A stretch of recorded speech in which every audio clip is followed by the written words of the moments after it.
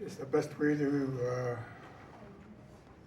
start is by, my young life. I was brought up with my mom and dad,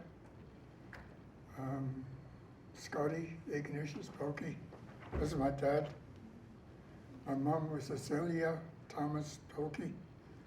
She was my mom, and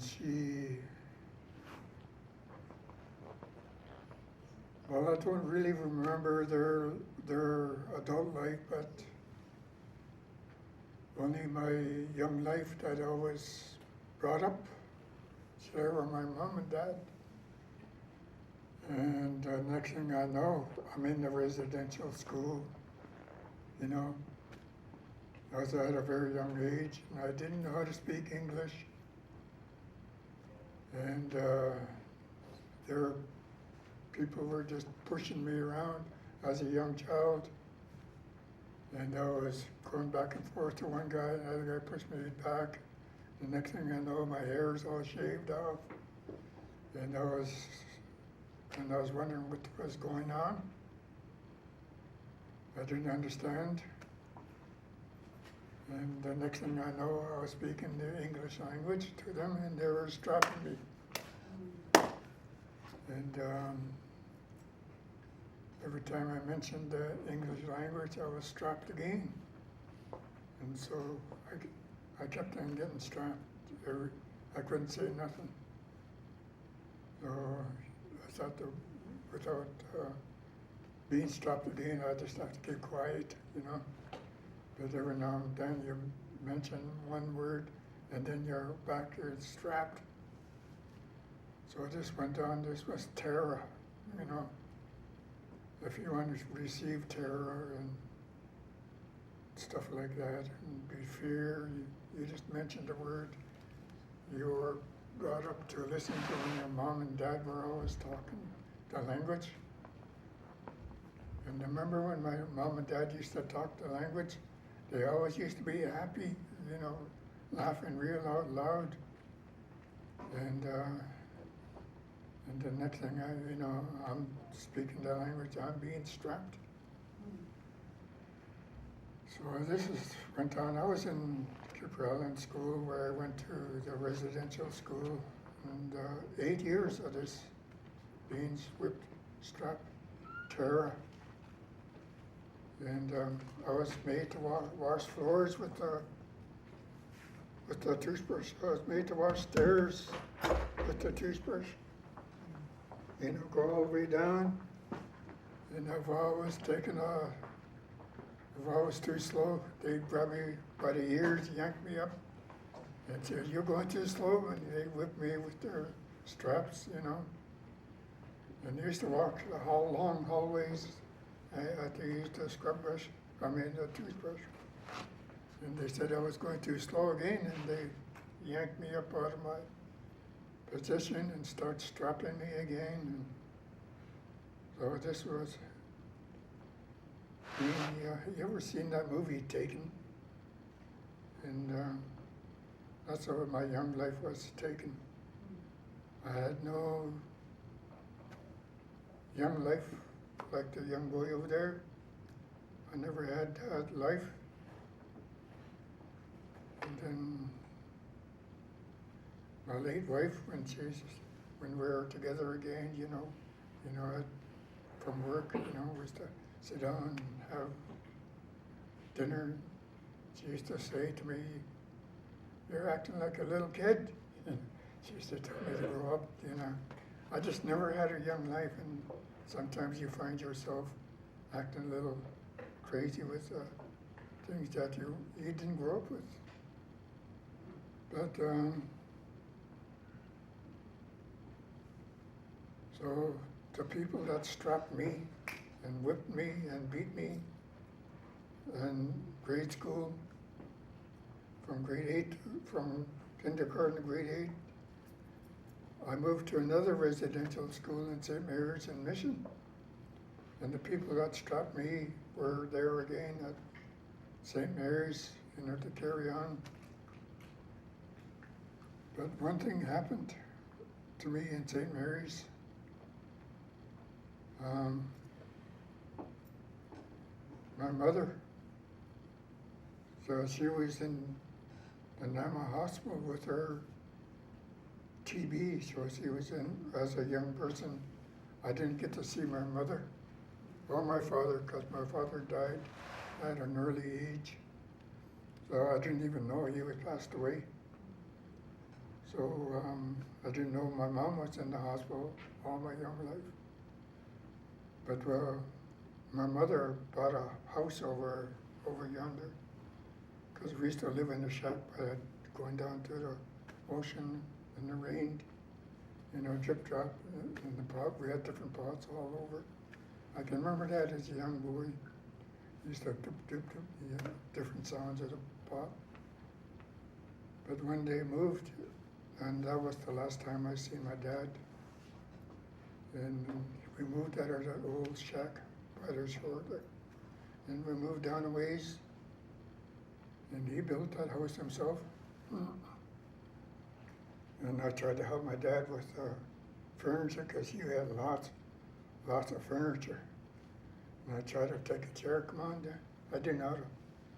And took one chair out of his hand, and I held onto it. So I tried to help him. But that was a mistake. I couldn't move. And then that was the last time I seen him. He walked down the road, and I lost sight of him. And that's the last time I ever seen my dad. Then the next thing I know, I was being strapped, whipped, and beaten. And I grew up hating. I was full of hate of being strapped, and I was getting tired of it. So I hated, and I wanted to bring back the fear that these guys brought into me, and I wanted to just to go and terrorize them and I wanted revenge like that. And I'm thinking, oh, my young mind, and how can I do that to him?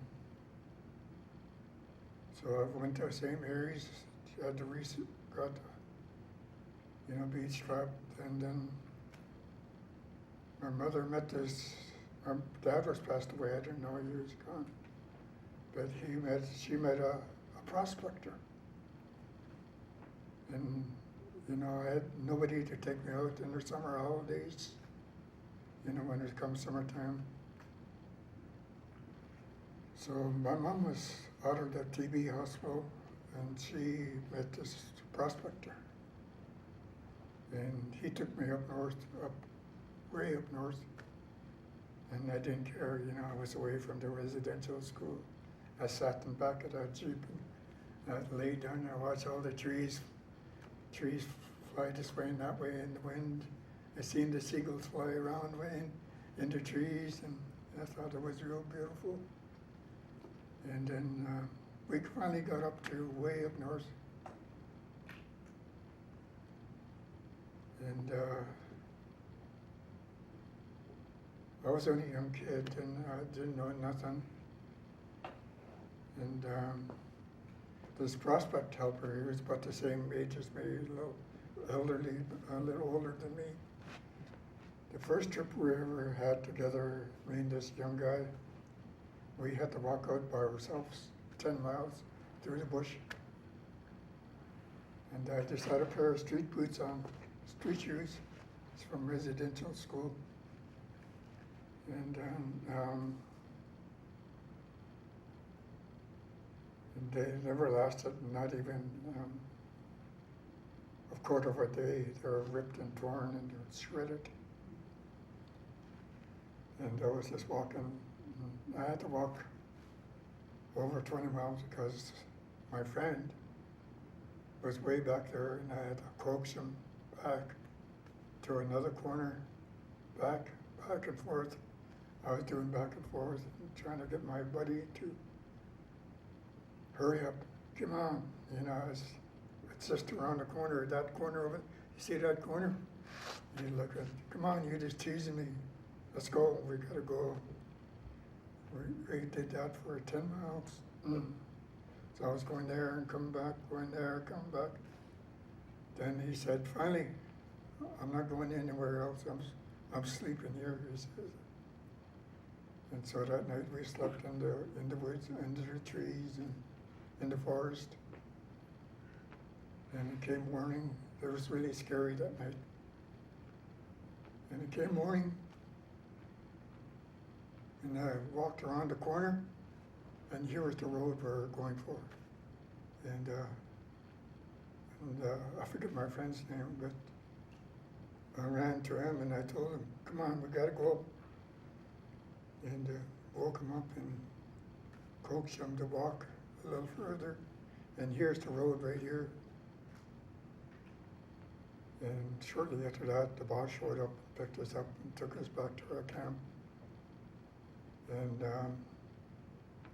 And my friend, he quit first day. The wilderness wasn't for him. So we were going to go back to Vancouver, which was a long ways, a couple of days, right? And then the boss, Coley, my friend, Coley was our boss. And he says, I have to go down to Vancouver now, or Prospect Hill. And he looked at me, and he come, I have to go down there. And then he looked at me again, and he says, you're my prospector. That's how I got a job, our first job. And I got paid $300 a month. And I didn't care. I didn't know what money was, and I didn't know what was working for a living was. You know, I was just away from residential school, and those whips and beatings, and you know, all those screaming and shouting that Coley gave to me. You know, it didn't hurt me. I knew he couldn't hurt me, and I became a real good prospector because of Coley, because he screamed and shouted at me. I became good at a young age, and he taught me how to drive stick shift. As you can't be out here without driving my car, driving the car. So he taught me how to drive and everything, and I learned how to drive. I got my license. And I don't know how old I was very young. I was just still in, high school, I think it was. I was in grade 10 to grade 11, 12. So got my first job. But then I didn't know how to be like a human being outside of the residential school. You know, when it came time to eat, and they had forks and knives, and how they ate was, different the way we ate.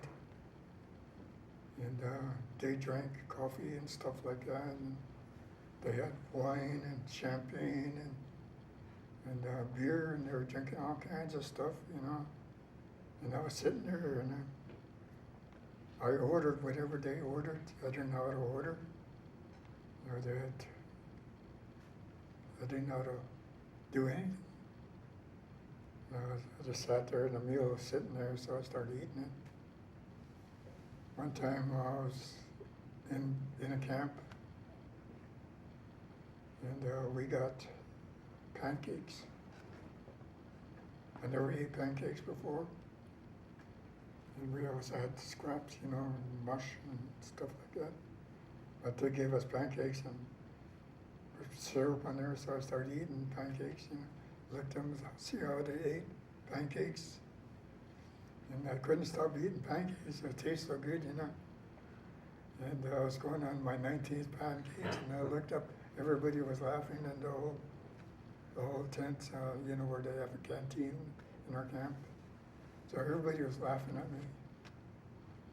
But, things like that, just really experienced, different.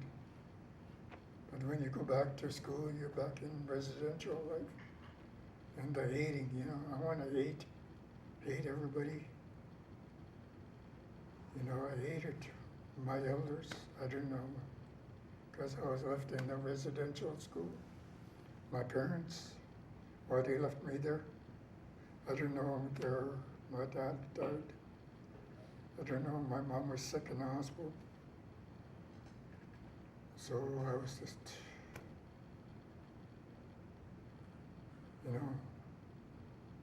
back in the residential school. Then after residential school, didn't know anything, got married with my beautiful wife. And I treated her awful. Treated my family awful. I treated my community awful. Turned into an alcoholic, in and out of prison.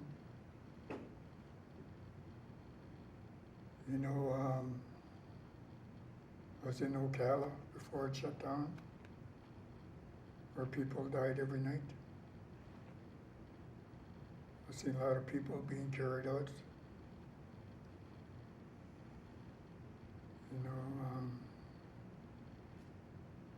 I was kind of lucky that I stayed in my cell, in night times. It was pretty rough in the daytimes. They made little knives out of any kind of instrument they had. And they stuck you. If you didn't want to buy any kind of drugs, in there was all kinds of drugs. There were more drugs inside the prison than outside. And if you didn't want to buy off them marijuana or whatever it is, cocaine. And if you said no, then they would jab you with their homemade instruments. And so, I was kept on looking all around me. And I didn't want to be bothered. Stay away from me. I'm just here for a little time. And don't ask me if I want any drugs. I was looking to see if there's anybody coming to stab me. I said, no, get away from me, because a lot of people were coming to ask me if they wanted to buy from. Stay away from me, I said. And I looked around, there was a circle around me. And every time I turned, nobody would enter that little circle. There was a little 3-foot circle marching around there, all the way around me. And nobody would get in there. It's like God had protected me. And every hour that we had in the lunch hour, that same circle would show up. And nobody would, but I was still cautious and I was still looking around. I don't want anyone to come from behind me and stabbing me. So just the way I grew up as a young guy. I went down to the States and finally going to court for years. And finally I said, the judge says, I'm going to have to put you in jail, Willard. I said, yeah, go ahead. So I went into Whatcom County jail down there. And I had to do like a couple of weeks down there. But while I was going in there, in the jail, people were going at there's the hillside strangler, there's the hillside strangler. Like I was going down the cell and everybody's pointing at me, there's the hillside strangler. And then they were pointing, why are they pointing at me? I'm not the hillside strangler. And then the guard came by and I stopped him. Where's the hillside strangler? He's right behind you. He says that, and I looked around and I could see the back of his head. And he was a serial killer that terrorized California. And then he moved up to Whatcom County, and that's where they caught him. And they were processing him and processing me at the same time. There's 7 of us in there, and he was one of them. So it was on account of him that I got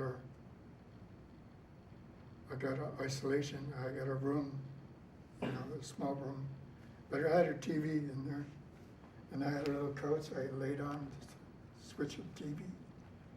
I did my time like that. So it was, the hillside strangler was a serial killer, and he paid for his price.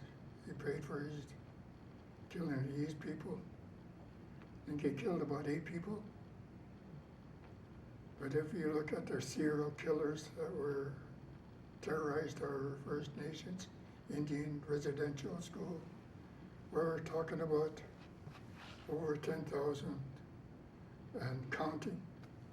And nobody has paid the price for that. And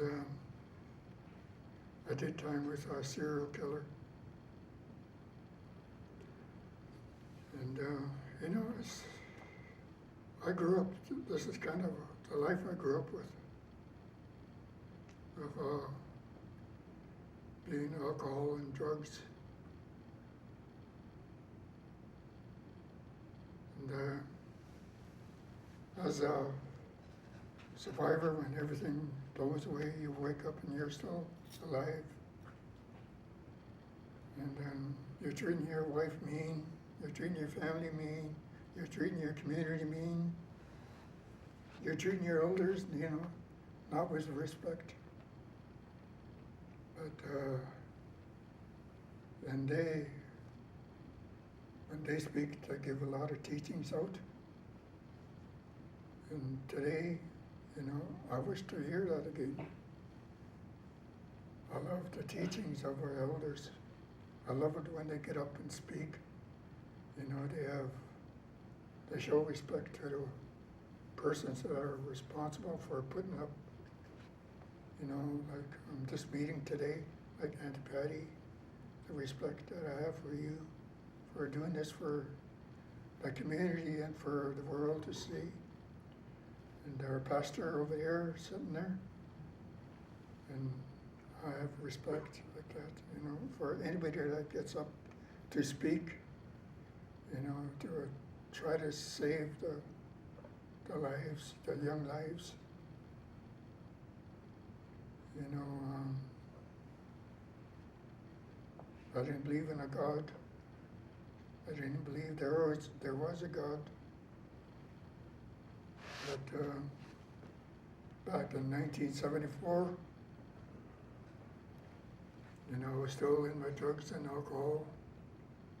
Walking across the street, I was hit by a car going 120 miles an hour. And yet here I am, talking, listening to the words people saying. I can hear, I can speak, I can walk, I can lift my legs and move my arms. And I even worked with the chief at a young age after I was hit. And I had a nickname they used to call me. What was that, Harvey? Can't remember now. The human backhoe. Oh, yeah. That's right. They used to call me a human backhoe. And you know, I really wanted to work and learn and to listen. And as a young kid, I didn't listen except when I was working out in the mining companies, and I listened to my older ones because that's the only way you're going to learn. That's the only way you're going to survive. You know, the only way you're going to become good at what you're doing. So I listened to the prospectors, and I became a real. Now I can live out there in the wild. You know, I can be set out there, and at least the way our ancestors lived. You know, to live out in the wild and live off the wild, live from what they say, Mother Earth. That's your mom. They can feed you. You can live under when it's below zero. I remember one time I was working way up north and it was sunny, bright and sunny. And next thing I know, you can't see nothing, it's snowed out. Next thing you can't see further than you. And I was right there by myself when I was a young kid. and my shoe, I was working in snowshoes, and my straps froze up and they busted. And so I couldn't find a way to fix them up. So I was walking with one snow and the other one I was sinking in the deep snow. And I lost my way and I found some trail. You know, the way God takes care of you. I found the tracks and they go that way. I'm really full of these tracks, you know, I didn't know whose tracks they were. So towards the end of it, these are my tracks. I went around in a circle and those were my tracks and I recognized my work. And just to the left over there, there's a pickup point for the helicopter. The helicopter gave up a hope of finding me. They were going to leave me out in the snow in the wilderness. And the helicopter said he's going to take one more round just over the trees because he can see nothing. And at the last second, you know, I was digging down underneath a tree trying to light a fire. And soon they got the fire going, the helicopter shows up, so I put my fire out and then they scampered out into the snow there. And they came to pick me up, landed. But you have to know where the helicopter pickup point is, or else you'll be left. But anyways, I brought home, I made it home. I'm still here. There's a lot of experiences out there. It's life and death out there in the wilderness, like that young boy that quit the first day. And this is the life I grew up in. I loved every minute of it. But then I get back to civilization. You have to deal with drugs and alcohol, jail life. You're in prison, like in residential school, your life was in prison. Young life is jailhouse time. And Wilkinson was my second home. My wife used to say, there's your second home. We're driving by there all the time. And Whatcom County, Ocala. So most of my young life I was in jail. And today I was hit, 1974, I was hit by a car going 120 miles an hour, and I ended up in hell because of my hatred and anger I had towards the people. And the devil came straight face to face with me, yelling and screaming, you know, you're mine, you're his for the rest of my life. You know, he wouldn't let you die, but he'd terrorize you, and I would be no more screaming, no more voice in me. I'd be straight as a board. I couldn't move left or right. But I was so terrified I couldn't move. But he, you know, oh, it was so, nothing on earth can describe the pain, the punishment, the terror. And but there was one guy who loved you so much that he sent his son down there to get me. And I looked at him and I could see him walking down towards me. And I looked at him, and then he turned around and walked the other way. And I got up from where I was, and I walked behind him like that. Wherever he walked, I walked. And he led me right out of hell. And the next thing I knew, I was awake. And I looked over in the corner over there, and there was a beautiful, beautiful lady there.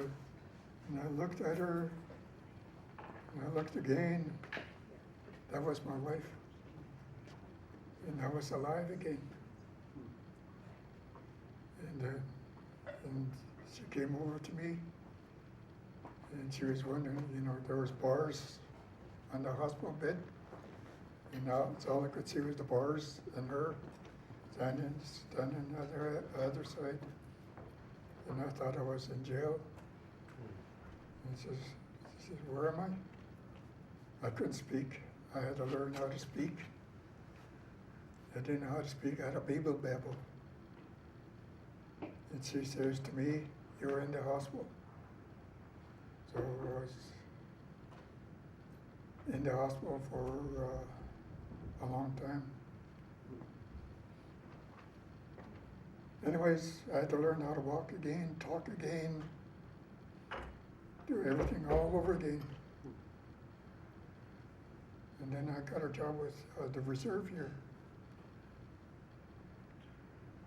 And then my late wife was telling me to go to church. And I swore to her. I gave her supreme, swearing. I said, you don't ever tell me to go to church. Because, I didn't know a God. Yet there was a God that came down and saved me. And I didn't know there was one God that did that. And I didn't know him yet. And then, so this went on for years, telling me to go to church. Finally, I got tired of it, saying I'd go to church. And so I put on my jacket, walked out to the door. I'm going to church. This happened to be a Sunday. Now you can leave me alone. Because she was telling me to go to church all the time. And I got tired of it. And so I ended up seeing Mr. Greenway, seeing Peter and Stephanie. Mr. Greenway gave me the great biggest hug, the greatest biggest bear hug. And I was trying to get away, And I looked over there and I seen Peter and them playing, and I kind of relaxed, And it felt good, and I kept on going ever since. I haven't left the church yet. And it's so beautiful, God is beautiful. God is so wonderful. My little girl, she used to give me a little hug before she passed away. She'd come and hug me. Get away from it. And I was scared of being touched. And I was pushing her away every time she hugged me. And, I felt so dirty. I felt so slimy because I was sexually abused in residential school. I just about lost my life in there because I was slung down, and they had cement floors, and I hit my head, and it really hurt. I still can feel when I did that. I hit my head on the cement floor, and as I came to, this guy was performing these sexual, So I was sexually abused when I was a young boy. And I grew up with that hatred. I wanted to get even with him.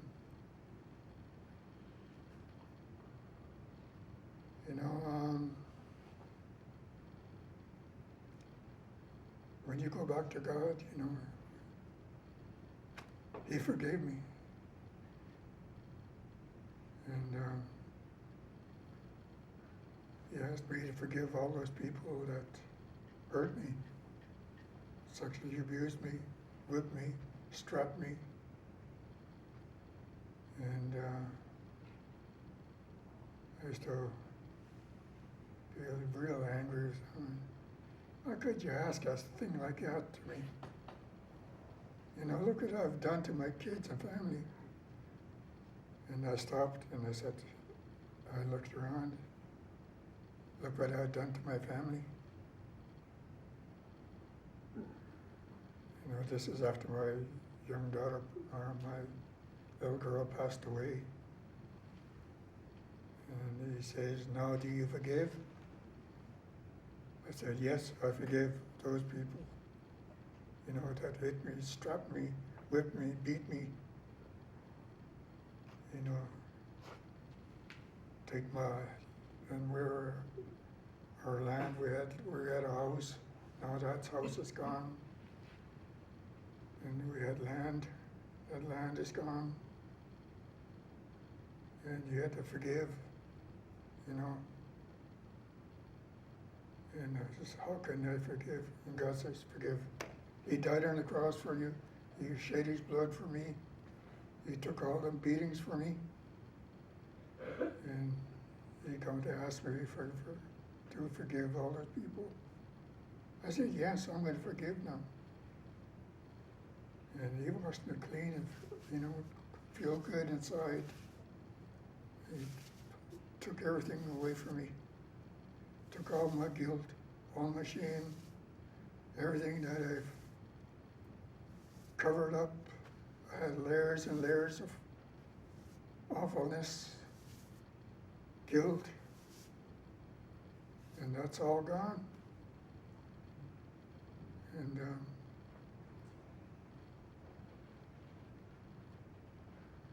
And how could I, you know, feel so wonderful and beautiful. You know, when people come up and tell their stories and, you know, touching, you know, how good it is to feel the love that they're sharing. You know, if you can come up, the young kids, and come up and share the life, your life story. He wants you to write a book, you know, a little book. Doesn't have to be that big. But he wants you to share that life and share how you know, how did you overcome? It's like David, he was an overcomer. You read the Bible, King David. He was just a little shepherd boy. He didn't need the shield. He just went up there with a little sling. He killed that giant. You could defeat your giants. And when I was in school, and God told me to go back to school. And I said, oh, that's a bunch of bull, you know, go back to school. Why do you want me to go back to school for, you know? That's the way he used to talk, you know. And I'm glad I went back to school. So when you pay attention and listen to him, you know, things will be a lot easier. You don't have to argue back like me, like I was. I was a little delinquent. Because that's the way I was brought up in, you know. I had no parents.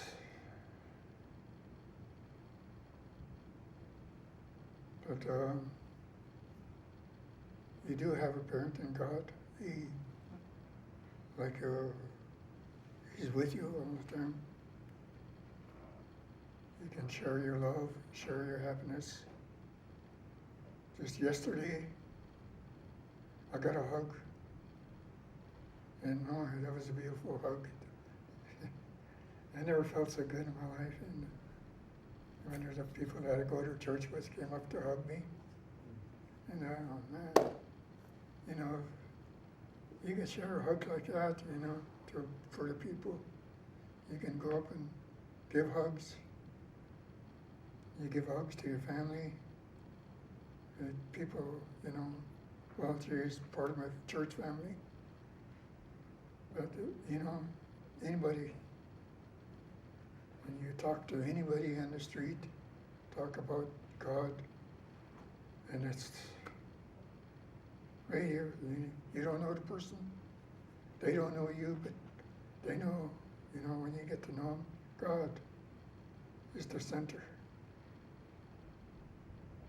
And he can bring you through whatever you're facing, you don't have to commit suicide. I was a suicidal person. One time I was a duck hunter. And I made my own shells, and this time I really overloaded my shell casing. And I said, I'm going down hunting, honey. I said that to my wife. And you know how things are going wrong in my mind, psychological things. I went down there and I was going to commit suicide down there. But the gun that I was using, click, nothing. Click, nothing. And I grabbed it and I went walking back home. I threw it in my closet.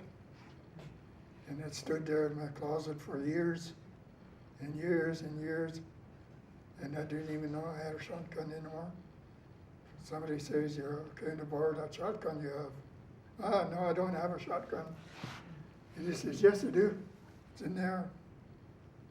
And he took it out and, can I borrow this? I said, yeah, go ahead, borrow that. I didn't know I had a shotgun.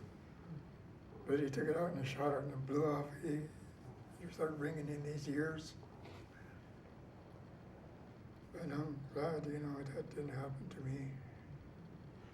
But, you know, the way things, God works, He does miracles for you.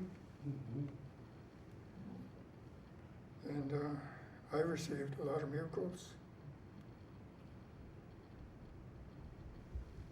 I received a lot of jobs.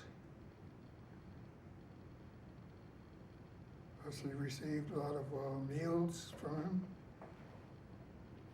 I got a lot of clothes from him. And Harvey's one of the persons. I got a whole bunch of clothes from Harvey, from his late dad. I got all these clothes. I got a ring over there. It's good for a car. Never mind. That's a little. But anyways, you know, God has humor too, you know. Jesus has humor. And one of these humors, you know, God used on the Sermon on the Mount. He was going to feed all the people. There was over 5,000 people. And he gathered these apostles around and see how much change you got in your pocket. And they dug in their pocket and they pulled out a nickel here and a penny. You know, they're not rich, they're apostles. And they're getting all worried, how can they feed money with the little money they have in their little pennies, you know?